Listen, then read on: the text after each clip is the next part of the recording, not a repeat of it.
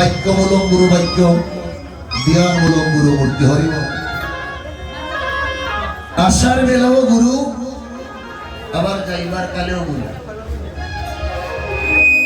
আমরা যখন এই পৃথিবীতে ভূমিষ্ঠ হই, যখন আমরা সপ্তম মাসের গর্ভে থাকি মায়ের, ওই সময় পরম দয়াল গুরুদেব নিজ গুণে এসে মায়ের গর্ভ সিন্ধুর মধ্যে আমাদের চক্ষু দান করে যান। হরিব চক্ষু দান দিল যে জন্মে জন্মে গুরু সে।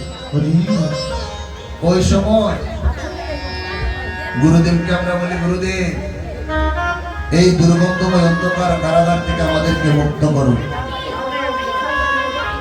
তখন গুরুদেব বললেন যে বাবা, আমি যে তোমাকে মুক্ত করব, তার বিনিময়ে তুমি আমার জন্য কি করবে? হরিব তখন আমরা কথা দিলাম, গুরুদেব এই পৃথিবীতে ভূমিষ্ঠ হইয়া আমি যাই কিছু করি না কেন, সর্বাগ্রে তোমাকে আমি রাখবো। হরিব কিন্তু সুধীজন, আমরা জন্মের পর থেকে সার্থক।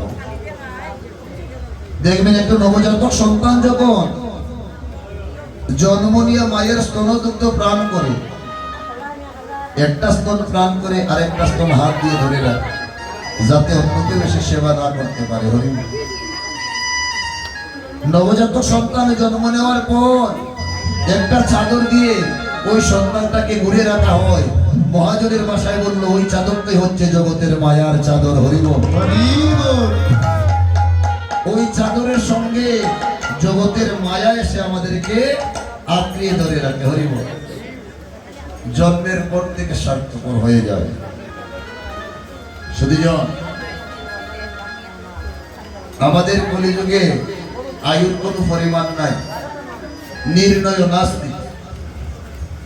দাদার আগে নাতি চলে যায়, পিতার আগে পুত্র চলে যায়, মায়ের আগে ঝি চলে যায়, বড় ভাইয়ের আগে ছোট ভাই চলে যায়। এসব কিছু জানার পরেও আমরা আমাদের প্রকৃত রাস্তা কোনটা, কোন রাস্তায় হাঁটলে আমরা গুরু গোবিন্দের কৃপা লাভ করব, আমরা ওই রাস্তায় হাঁটি না। আমরা মায়ায় বশীভূত হয়ে আছি, বলি আমরা গুরুর দাস, কিন্তু না, প্রকৃতপক্ষে আমরা মায়ার দাস। এই যে মায়ার কথা বললাম, সুধীজন আপনারা জ্ঞানীজন গুণীজন আপনারা বিচার করবেন।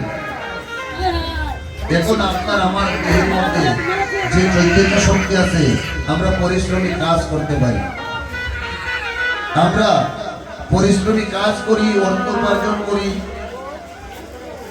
এত সুন্দর দালান ঘর বাড়ি বানাইয়া দিলাম।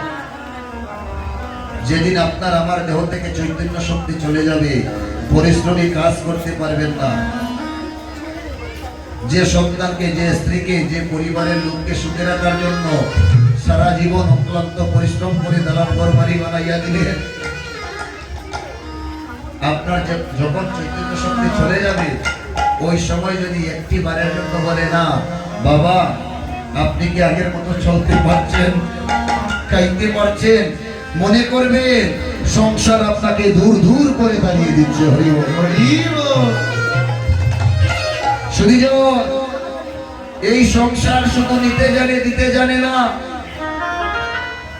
সংসারের জন্য যতদিন পর্যন্ত হাড় ভাঙা পরিশ্রম করতে পারবেন, সংসার আপনাকে মূল্যায়ন করবে। যেদিন আপনি হাড় ভাঙা পরিশ্রম করতে পারবেন না, ওই দিন সংসার আপনাকে দূর দূর করে দাঁড়িয়ে দিবে। সুধীজন, মহা